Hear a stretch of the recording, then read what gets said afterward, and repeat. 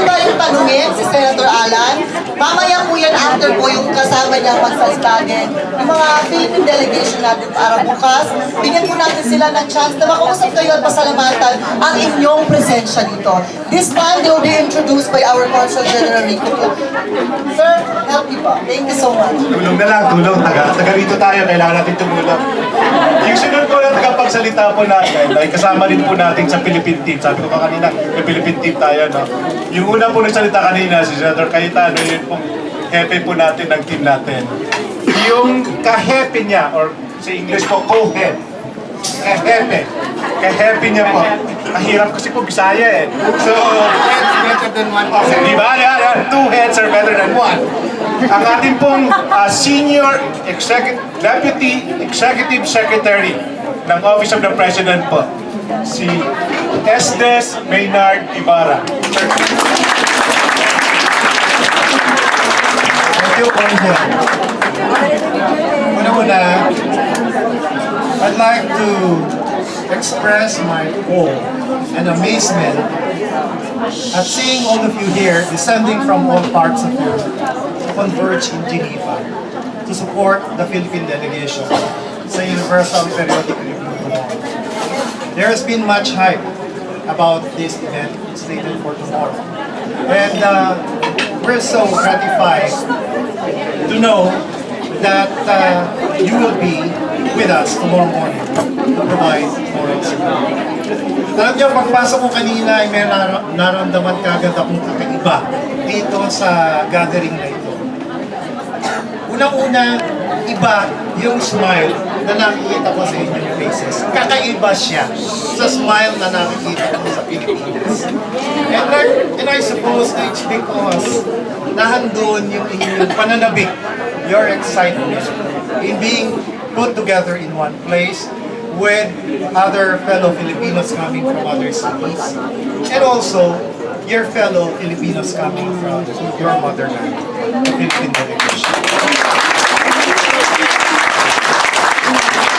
The excitement is so palpable that perhaps if anyone should lit a match stick in this room, will probably explode in excitement. Anyway, most of you, if not all of you, would probably ask, sino ba ito? Si Menardo Guevarra. Ngayon lang namin nakita yan eh. Hindi naman namin nakita yan dun sa kampanya o sa mga, sa mga activities during the campaign for the presidency.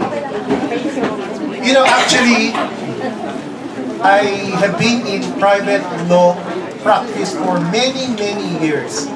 And also, I belong to the law faculty of the Ateneo de Manila. Now, during my practice, I was in partnership with certain lawyers. One of them is named Salvador Medialdea, the executive secretary, and one of the most trusted men ni President Duterte. So during the time that I was in that private law practice, in our law firm with executive secretary, we had a client. One of our clients was a man who came from Davao City. And I handled some of his private cases. And his name is Rodrigo Roa Duterte.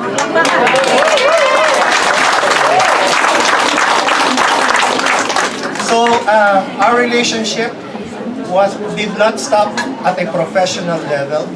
It also went down to the personal level. Kaya, although, I have to explain, bakit wala ka noong kampanya ng presidente? Alright, I just have to say that at that time, I was in government service already.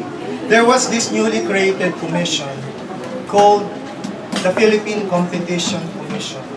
It's the antitrust agency of the government. And I was sitting there as a commissioner. And for that reason, I cannot come out openly to campaign because that is prohibited by law. Kaya, ang naging role ko is to be there on the side, in the back room, in the dirty kitchen, but I am working silently for Rodrigo Roa Duterte.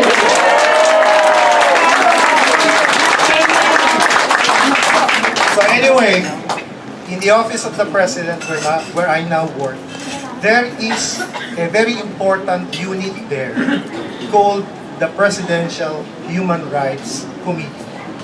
And that Presidential Human Rights Committee is the one in charge of coordinating all government efforts in the executive department to make sure that we protect and promote the human rights of our citizens. The executive director of that committee is none other than my companion here, Undersecretary Nonoy Katuro. And he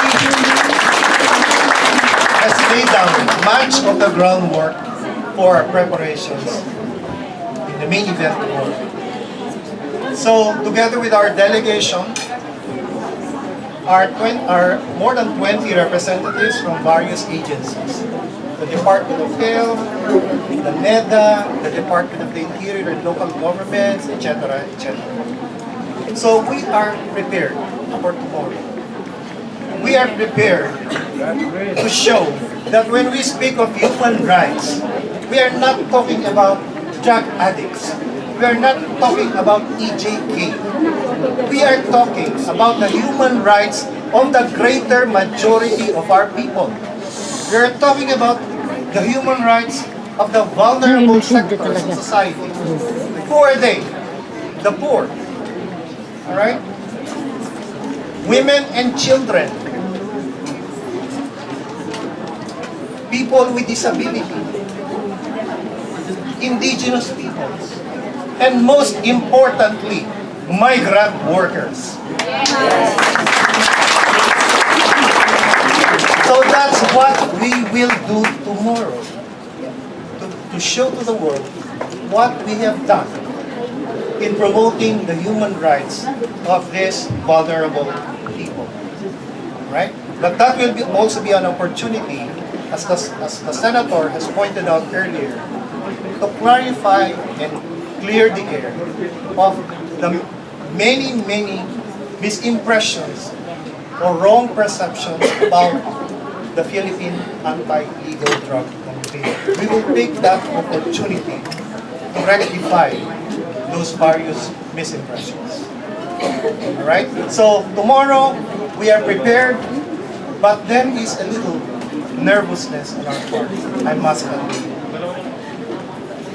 Seeing some of you there will probably remove that remaining element of nervousness so that we can, during that main event, show to the world how much we respect human rights in the Philippines. So we hope to see you there.